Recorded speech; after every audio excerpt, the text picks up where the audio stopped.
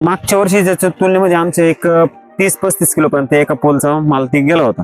आणि यावर्षी आम्ही काय केलं, थोडंसं खताचं नियोजन थोडं वेगळं केलं. तर आम्ही थोडंसं शेणखत आणि बेसल डोस थोडासा वाढून घेतला यावर्षी. आणि कारण की आता झाडाची ग्रोथ जास्त झाल्यामुळे झाडाला थोडं पोषण पण जास्त लागणार, त्याच्यामुळे पोषण चांगलं देऊन आम्ही त्याला आता यावर्षी अंदाज आहे 40 किलोपर्यंत एक पोल जायला पाहिजे. आता ते 50 किलोपर्यंत जाईल, पण आता आपण कमीत कमी धरायचं. जास्त कॅल्क्युलेशन आहे का, आता 100 म्हणजे 150 जरी विकलं तर आपण 100च पकडा सरासरी, असा विषय. तर जे आम्ही डिसेंबर मध्ये भरला तो एक 10 बॅगचा डोस भरला होता. आणि म्हणजे एकरी 10 बॅगचा डोस आहे त्यांचा, एक किट आहे तुमचं. तर त्या किटनुसार त्याच्यानंतर आम्हाला चांगल्यापैकी रिझल्ट आल्यामुळे आम्ही आता परत एक 10 बॅगचा परत एक 10 बॅगचा परत डोस भरला. झाडांची ग्रोथ पण चांगली झाली, कॅनोपी वगैरे. आणि जे उन्हाळ्यात सनबर्निंग होतं तर ते सनबर्निंग नाही झालं आमचं यावर्षी.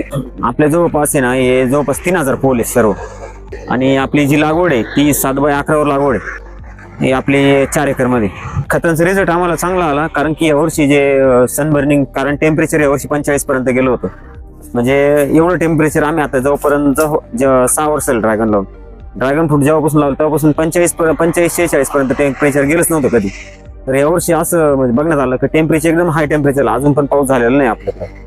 एवढं टेम्परेचरमध्ये पण सनबर्निंग काही कुठं आलेली नाही. आणि मग असं वाटलं, मग रिझल्ट चांगला आलाय खतांचा.